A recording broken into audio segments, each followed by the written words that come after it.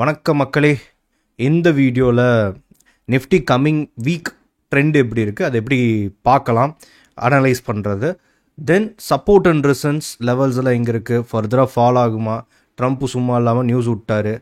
Pharma sector ஓரளவுக்கு நினைச்சதுக்கப்புறம் 4% town, எல்லா செக்டாரும் மோஸ்ட்டாக டவுனு, பேங்க் அண்ட் ஃபின்னை தவிர்த்து. அதோட ட்ரெண்ட் எப்படி இருக்குன்னு பார்த்துடலாம். ரிவர்ஸில் இருக்க வாய்ப்பு இருக்கா, ஒரு வேளை பிரேக் ஆகிடுச்சுன்னா நெக்ஸ்ட் எங்கே போகும் அப்படிங்கிறதெல்லாம் பார்க்கலாம். இது ஃபர்ஸ்ட் ஒன். ரெண்டாவது என்னென்னா, நிஃப்டி ஃபால் ஆகும்போது நம்ம போர்ட்ஃபோலியோ வச்சுருக்குன்னா பெரிய லெவலில் ஃபால் ஆகும். அப்போ அதுலேருந்து ஒரு லாஸ் எப்படி ரெக்கவர் பண்ணுறது அண்ட் கூடுதலாக இப்படி இதில் ப்ராஃபிட் பண்ணலாம் மார்க்கெட் ஃபாலிங் மார்க்கெட்டில் அப்படிங்கிறத ஒரு ஸ்ட்ராட்டஜி இருக்குது. அந்த ஸ்ட்ராட்டஜி சேர்த்து பார்த்துடலாம் வாங்க. ஓகே, சரி. நிஃப்டி எடுத்துக்கிட்டோம் அப்படின்னா, நிஃப்டியை பொறுத்தவரையில்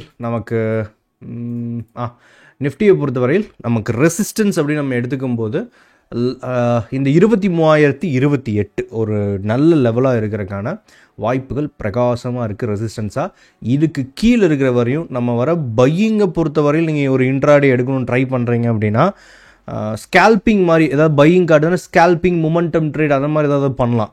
இதுக்கு கீழே இருக்கிற பையிங்க இல்லை ப்ரோ, நான் ஸ்விங்கு பிடிக்கணும், கால் வாங்கி வச்சுக்கணும், நான் பெரிய ரேஞ்ச் எதிர்பார்க்குறேன், ஒரு இன்ட்ராடேக்கு காலையிலேருந்து சாயங்காலம் வரையில் ஹோல்டு பண்ணலாம்னு நினைக்கிறேன் அப்படின்னா இந்த 23,028 இருக்கு இல்லைங்களா, இதுக்கு கீழே இருக்கிற வரை அதுக்கான வாய்ப்பில்லை கால் சைடில்.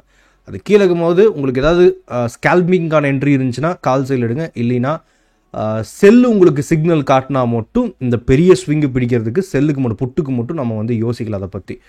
இதுக்கு மேலே இந்த ரெசிஸ்டன்ஸ் இருக்கா, இதுக்கு மேலே ஏதாவது க்ளோஸ் பண்ணால் வேணால் நம்ம அதை பற்றி சிந்திக்கலாம். காலை பிடிச்சி ஹோல்டு பண்ணி பெரிய லெவலில் ப்ராஃபிட் பண்ண முடியுமா, அவுட் ஆஃப் த மணிலாம் போயிடுமா அப்படிங்கிற கற்பனைக்குள்ளே வரலாம். லாஸ்ட் வீக் நான் அப்டேட் பண்ணியிருந்ததுன்னா 22,900 கீழே டே க்ளோஸ் வச்சிருச்சுன்னா மார்க்கெட் அது ஆக்சுவலாக ஜோனு ஃபர்தராக இன்னும் நல்லா ஃபாலோ ஆகிறதுக்கான வாய்ப்பு இருக்குது. ஆனால் அது கீழே க்ளோஸ் வைக்கல, நிற்கிறான். நம்ம என்ன பண்ணலாம் அப்படின்னா, இந்த லாஸ்ட் கேண்டில் இருக்கா 1 hour கேண்டில், இந்த 1 hour கேண்டிலோட லோவை நம்ம எடுத்துப்போம், கன்சிடர் பண்ணிக்கலாம். மண்டே ஓப்பனிங் இந்த லோக்கு கீழே வந்துட்டாலும் இல்லை இருக்குனாலும் நமக்கு நெக்ஸ்ட் சப்போர்ட் இன்னும் ஃபுல்லாக அடிக்கல 22,826. அது நமக்கு நல்ல நெக்ஸ்ட் சப்போர்ட்டாக இருக்கும். மார்க்கெட் அதுக்கு இன்ட்ராடே ஃபால் ஆகி கண்டினியூ ஆகி வந்துடுவான். சரியா, மேபி 22,900க்கு மேலே இருக்குன்னா அதான் சின்ன சின்ன ஸ்கேல்பிங் மாதிரியானதாக கால் வேணால் ட்ரை பண்ணலாமே தவிர்த்து பவுன்ஸ் ஆக ட்ரை பண்ணும்போது வேணால் பண்ணலாம். இதுக்கு கீழே வரானா மார்க்கெட் நெக்ஸ்ட்டு 22,826. தென் மார்க்கெட் என்னை பொறுத்த வரையில் இந்த ஃபாலுங்கிறது 22,826 நின்றுமான நிற்கிறதுக்கான வாய்ப்புகள் கம்மி. ஒருவேளை உடச்சி விட்டானா மொத்தமாக 22,500 இங்கேருந்து இன்னும் ஒரு 300-400 பாயிண்ட் கூட இறங்குறதுக்கான வாய்ப்புகள் கிடைக்கும் நிஃப்டிக்கு. அது இங்கே என்ன நடக்குது அப்படிங்கிறத பொறுத்து தான் பார்க்கலாம் மண்டே. அண்ட் விக்ஸை பொறுத்தவரை பெரிய மொமெண்டம் இல்லை, 14 கீழே தான் ஸ்டில் இருக்கான் என்ன தான் மார்க்கெட் வொலட்டைலாக இருந்தாலும். காரணம் பேங்க் நிஃப்டி ஃபின் நிஃப்டி மார்க்கெட்டை பிடிச்சு வச்சுருக்கானுங்க. இப்போ நம்ம இந்த பேங்க் நிஃப்டி எடுத்துக்கிட்டோம்னா இங்கே பாருங்கள், இந்த பாட்டம், இந்த டாப்பு, திரும்ப பாட்டம், திரும்ப டாப்பு நின்றுக்கிட்டு இருக்கான். தேவையானது ஒரு ரிஜெக்ஷன். சரியா, ரிஜெக்ஷன் இருந்தால் திரும்ப இந்த பாட்டம் வந்துடுவோம் 50,700 அந்த சொச்சம். சரியா, இங்கே ரிஜெக்ஷன் பாருங்கள், நல்ல ரிஜெக்ஷன் ஒரு பிரேக் அவுட்ஸ், ஒரு இன்ட்ராடே ப்ரீவியஸ் டே லோ வச்சுக்கலாம். சிம்பிள் ஸ்ட்ராட்டஜி அது என்னென்னா, ப்ரீவியஸ் டேவை லோ உடைக்கும் போது செல்லிங் ப்ரெஷர் இருக்குது அப்படிங்கிறது. இது ப்ரீவியஸ் டே லோவை நல்லா பிரேக் பண்ணிடுச்சு அப்படின்னா மார்க்கெட் ரேலி இன்னும் நல்லா கண்டினியூ ஆகுதுன்னு அர்த்தம் 50,772க்கு. சரியா, சிம்பிளாக நம்ம அப்போ பேங்க் நிஃப்டிக்கு எளிமையாகவே ரூட்டு போட்டாச்சு. சரி, இதை தவிர்த்து நமக்கு பார்த்துட்டோம் அப்படின்னா இதை இன்வெஸ்ட் பண்ணலாமா இப்போ உடனே, ஏன்னா ஐடியில் நல்லா விழுந்துகிட்டு இருக்கு எல்லோரும் கேட்குறது தான்.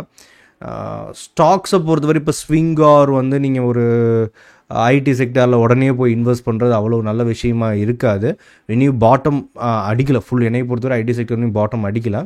மேபி நீங்கள் எடுக்கும்னு நினைக்கிறீங்கன்னா கொஞ்சம் கொஞ்சமாக எஸ்ஐபி டைமில் வாங்கலாம் ஸ்டாக்ஸ். நீங்கள் ஐடி செக்டர் நிறைய பேருக்கு லைவில் கேட்குறதா, ஏன்னா ப்ரோ ஐடி செக்டர் வாங்கலாமா, பீஸ் வாங்கலாமா, விப்ரோ நல்லா இறங்கியிருக்கான், டிசிஎஸ் இறங்கியிருக்கான், இன்ஃபோசிஸ் இறங்கியிருக்கான், நல்ல இதுதான். நான் எதுவுமே ஒன்றும் பாட்டம் அந்த சப்போர்ட் வரை இறங்குது, சப்போர்ட்டை உடச்சிட்டு நெக்ஸ்ட் சப்போர்ட் வரை மார்க்கெட் வரும். அந்த நெக்ஸ்ட் சப்போர்ட்டுக்கு வரல, வந்தால் தான் நம்மளால் அதை யோசிக்க முடியும். முதல்ல அந்த செக்டாரில் ஸ்டாக்ஸ்லாம் வரட்டும், அதுக்கப்புறம் பார்க்கலாம். சரி, ஸ்ட்ராட்டஜி பற்றி சொன்னேன், அது என்ன அப்படிங்கிறது பார்த்துடலாம்.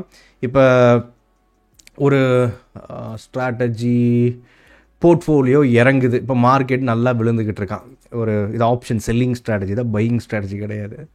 அதனால் கேபிட்டல் தனியாக வேணும்.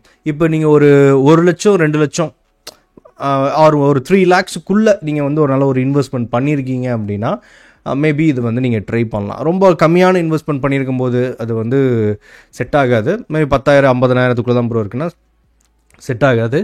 ஒரு 1 to 3 lakhs இது ரேஞ்சில் வச்சுருக்கீங்கன்னா இந்த இதை நீங்கள் வந்து உங்கள் போர்ட்ஃபோலியோவில் எப்படி இருக்குன்னு மேபி நீங்கள் ஃபஸ்ட்டு வந்து ஒரு பேக் டெஸ்ட் ட்ரேடிங்லாம் எடுத்து பார்த்து இது பண்ணலாம். ஸோ ஓகே, ஃபஸ்ட்டு நம்ம ஸ்ட்ராட்டஜி என்னென்னு பார்ப்போம். நிஃப்டி வந்துடுவோம். நிஃப்டி தான், ஏன்னா வந்து மற்ற இதில் இல்லை பண்ண முடியாது. நீங்கள் மிக்ஸ்டாக தான் எப்பவுமே ஒரு போர்ட்ஃபோலியோ நிறைய செக்டாரில் வாங்கி வச்சுருப்போம் கரெக்டாக. அதனால் நிஃப்டி எடுத்துப்போம். நிஃப்டி நம்ம ஃபஸ்ட்டு என்ன பண்ணணும்னா மார்க்கெட்டு நம்ம வந்து ஒரு ரெசிஸ்டன்ஸை முடிவு பண்ணணும். நீங்கள் இப்போ டவுன் ட்ரெண்ட் நினச்சிட்டிங்க, மார்க்கெட் வந்து இறங்குது அப்படின்னா அப்போ ப்ரீவியஸ் மந்தோட ஹை நல்ல ஒரு ரெசிஸ்டன்ஸ் நீங்கள் உங்கள் டெக்னிக்கல் நல்லா தெரியும் அப்படின்னா அந்த டெக்னிக்கல் ரெசிஸ்டன்ஸை நீங்கள் எடுத்துக்கலாம். உங்களால் இதுதான் ரெசிஸ்டன்ஸு, இது வந்து பிரேக் ஆகிறதுக்கான வாய்ப்பு 90% இல்லை அப்படிங்கிற ஒரு ரெசிஸ்டன்ஸை நீங்கள் ஃபிக்ஸ் பண்ணிட்டீங்கன்னா அந்த ஸ்ட்ரைக் ப்ரைஸ் செல் பண்ணலாம். இல்லை அப்படின்னா ப்ரீவியஸ் மந்த் ஹை, சரியா, ப்ரீவியஸ் மந்த் ஹைனா நிஃப்டியோட சார்ட் நிஃப்டி 50 வச்சுக்கலாம். அண்ட் வந்து அதில் ஒரு எடுத்துக்கிட்டோன்னா remove and previous month high என்னது நமக்கு வந்து இங்கே இருக்குது 23,900 800 இந்த ரேஞ்ச் இருக்கா. இது ப்ரீவியஸ் மந்தோட ஹை. எதுனா வந்து மார்ச், சரியா. ஓகே, இப்போ மார்க்கெட் அங்கே இருந்தால் வந்து திரும்ப உள்ளே பூந்துக்கிட்டு இருக்கான், விழுந்துக்கிட்டு இருக்கான். அப்போ மார்க்கெட் ட்ரெண்டிங் அப்படின்னா ப்ரீவியஸ் மந்த் ஹையை பிரேக் பண்ணி போயிருக்கும். நான் ட்ரெண்டிங்னால தான் என்ன ஆகுது, திரும்ப வந்து மார்ச்சுக்குள்ளே வந்துக்கிட்டு இருக்கான். அப்போ இது நம்ம ஒரு நல்ல ரெசிஸ்டன்ஸாக எடுத்துக்கிறோம். ஃபர்தராக நீங்கள் மார்க்கெட் இறங்குன்னு ஃபீல் பண்ணுறீங்க அப்படிங்கும்போது உங்கள் போர்ட்ஃபோலியோவில் பெரிய லாஸ் வரும். இப்போ வந்து நிஃப்டி ஒரு 1% இறங்குதுன்னா இப்போ நம்ம போர்ட்ஃபோலியோ 2% 3% சாதாரணமாக இறங்குது. அதே மாதிரி நிஃப்டி வந்து ஒரு வேளை வந்து மேலே போகுதுன்னு வச்சுக்கோங்களேன், மேலேனா கிட்டத்தட்ட 4% வரும் கரெக்டாக. 4% இருந்தால் தான் ப்ரீவியஸ் மந்தோட ஹைக்கு போக முடியும். இப்போ நம்ம என்ன பண்ணோம்னா 23,800 கால் ஆப்ஷன் ஆர் வந்து 23,900 800 வச்சுப்போம். 800 கால் ஆப்ஷன் நம்ம செல் பண்ணோம், சரியா. ஒருவேளை நம்ம செல் பண்ணும்போது 4% போர்ட்ஃபோலியோ ஏறிச்சுன்னா நம்ம இப்போ நிஃப்டி ஏறிச்சுன்னா நம்ம போர்ட்ஃபோலியோங்கிறது ஒரு 2-2.5% 3% கூட ஏறாதா கரெக்டாக. அப்போ நம்ம போர்ட்ஃபோலியோங்கிறது குறைஞ்சது அதில் பாதி ஏறினாலும் 2%, 4,000 அது ஏறும் கரெக்டாக. சரி, அப்போ வந்து இந்த செல்லிங்க்கு நமக்கு தேவையானது மினிமம் நம்ம எவ்வளோ கலெக்ட் பண்ணணும்னா ஒரு 60லேருந்து 100 பாயிண்ட், சரியா. 60லேருந்து 100 பாயிண்ட் கலெக்ட் பண்ணிக்கிற மாதிரி வச்சுக்கணும். அப்போ எந்த ஸ்ட்ரைக் ப்ரைஸ்னால் இப்போ 23,800 கரெக்டாக. மந்த்லி எக்ஸ்பைரி தான், வீக்லி எக்ஸ்பைரி செல் பண்ணாதீங்க. மந்த்லி எக்ஸ்பைரி ரீஃப்ரெஷ் பண்ணிக்கலாம். Refresh Nifty monthly expiry okay 23,800 எவ்வளோ 56 பாயிண்ட் இருக்கு. Okay 56 point. இப்போ எவ்வளோனா இதில் வந்து 4,200 நம்ம ஒரு வேளை வந்து மார்க்கெட் ரிவர்சல் ஆனாலும் நம்ம போர்ட்ஃபோலியோ ஒரு 4,000 அது குறைஞ்சது ஏறிடும். கரெக்டாக ஒரு 2 லட்ச ரூபாய்க்கு வாங்கி வச்சுருக்கீங்கன்னா 4,000 அது 2% அப்படின்னு வச்சுக்கிட்டோம்னா 4,000 ரிவர்சல் ஆச்சுன்னு ஏறிடணும். இப்போ நமக்கு இந்த ட்ரேட் நீங்கள் எடுக்கிறீங்க அப்படின்னா நமக்கு 23,860க்கு கீழே இருக்கிற வரை நம்ம என்ன பண்ணுவோம், மார்க்கெட் ஃபர்தராக மார்க்கெட் இறங்க நம்ம வந்து இந்த 4,000 நமக்கு வந்து ரெண்டல் இன்கம் அப்படின்னு சொல்லுவாங்க, நம்ம பாக்கெட்டுக்கு வந்துடும், சரியா.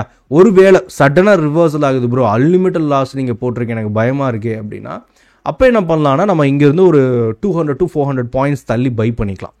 என்னென்னா இங்கேருந்து இதை வந்து நீங்கள் செல் பண்ணுறீங்க 23,800 செல் பண்ணுறீங்க அப்படின்னா இங்கேருந்து 400 பாயிண்ட் தள்ளி என்ன பண்ணலாம், பை பண்ணிக்கலாம், சரியா. அப்படிங்கும்போது நமக்கு லிமிட்டட் லாஸ் ஆகும்.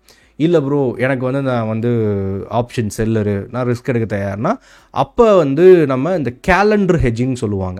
இப்போ நீங்கள் வந்து எந்த எக்ஸ்பைரியில் வந்து செல் பண்ணுறீங்களோ அதே எக்ஸ்பைரியில் 400 பாயிண்ட் தள்ளி பை பண்ணிக்கிட்டு வச்சிங்கன்னா அது ஒரு ஹெட்ஜிங் டைப்பு, சரியா. இல்லை அப்படிங்கும்போது இதை டெல் பண்ணிடுவோம், இந்த 20 ரூபாய்க்கு பை பண்ணுறத. சரி, இப்போ மார்க்கெட் வந்து ரிவர்சல் ஆனால் வீக்லி ப்ரீமியம் ஏறும் இல்லைங்களா, கரெக்டாக. ஃபஸ்ட்டு வந்து வீக்லி ப்ரீமியம் தான் நல்லா ஏறும், அதுக்கப்புறம் தான் மந்த்லி ப்ரீமியம். இப்போ 30 ஏப்ரல் வந்து 23,800 செல் பண்ணுறீங்க. ஆனால் வந்து அதுவே 9ஆம் தேதி போய் பார்த்துட்டிங்கன்னா உங்களுக்கு 30 ஏப்ரல் வந்து 30 ஏப்ரல் வந்து கிட்டத்தட்ட வந்து 60 ரூபாய்க்கு ட்ரேட் ஆகுது கரெக்டாக. அது 9ஆம் தேதிக்கு வந்து பார்த்தோம்னா 23,800 2 ரூபாய்க்கு ட்ரேட் ஆகும். தெரியுதா? 23,800 2 ரூபாய்க்கு ட்ரேட் ஆகிட்டு இருக்கு.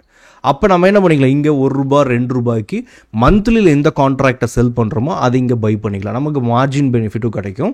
சேம் நம்ம வந்து பெரிய லாஸ் வந்து பெரிய ரிவர்சல் சடனாக ஏறுதுன்னா லாஸ் பண்ணிட மாட்டோம். சரியா? இது உங்களுக்கு கன்ஃபார்மாக கீழே இறங்கிட்டு இருக்கு அப்படிங்கும் போது ட்ரெண்டு நீங்கள் நினச்ச மாதிரி வரும்போது பண்ணுங்கிற அவசியம் இல்லை, பையிங்க. ஒருவேளை ரிவர்சல் ஆகுது எனக்கு பயமாக இருக்குது அப்படின்னா மந்த்லியில் செல் பண்ணுறோம்னா சேம் ஸ்ட்ரைக் ப்ரைஸை வந்து தள்ளி தானே செல் பண்ணியிருக்கோம்.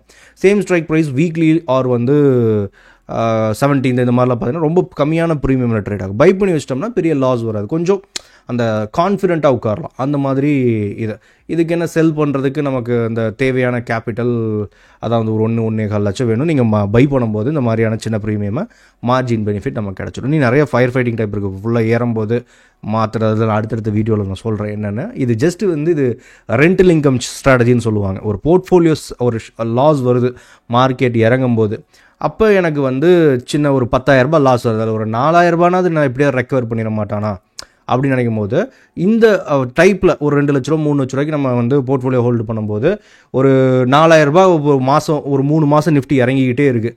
சரியா? எங்கேயுமே நகரில் மார்க்கெட் வந்து நமக்கு எந்த ரிட்டர்னுமே போர்ட்ஃபோலியோ தரலன்னா 3 மாதம் 4,000 நம்ம வந்து ஆப்ஷன் செல்லிங்கில் எடுத்தாலே கிட்டத்தட்ட அது வந்து 10-12,000 ரூபா வந்துடும். கரெக்டாக? ஒருவேளை மார்க்கெட் திரும்ப ரிவர்ஸில் ஏற ஆரம்பிச்சிச்சுன்னு வச்சுக்கோங்களேன், நம்ம லாஸில் ரெக்கவர் ஆகிடும், ப்ராஃபிட்டுக்கே போர்ட்ஃபோலியோ வந்துடும். நமக்கு அந்த 12,000-10,000 அப்படிங்கிறது கூடுதல் லாபம் தான். சரி, இது வந்து ஒரு option sellers most of the portfolio option sellers பண்ணுற ஒரு மெத்தடு. 3 லட்ச ரூபாய் இருக்குது அப்படின்னா 1 லாட் ட்ரை பண்ணலாம். 10 லட்ச ரூபாயில் வந்து இருக்குது அப்படின்னா 2-3 லாட் ட்ரை பண்ணலாம். சரி, அது அவங்களோட இதை பொறுத்து இருக்குது. அதை டீப்பாக இதில் வந்து நெக்ஸ்ட் ஃபயர் ஃபைட்டிங் அது இதெல்லாம் இருக்குது, நிறைய ஸ்ட்ராட்டஜிலாம் நம்ம அதை அப்புறம் பேசலாம். அண்ட் வேறு ஏதாவது டவுட் இருந்தால் கமெண்ட் பண்ணுங்கள், அப்புறம் லைக் பண்ணிக்கோங்க, சப்ஸ்கிரைப் பண்ணிக்கோங்க. நெக்ஸ்ட் வீடியோவில் பார்க்கலாம் நாளைக்கு. பாய்.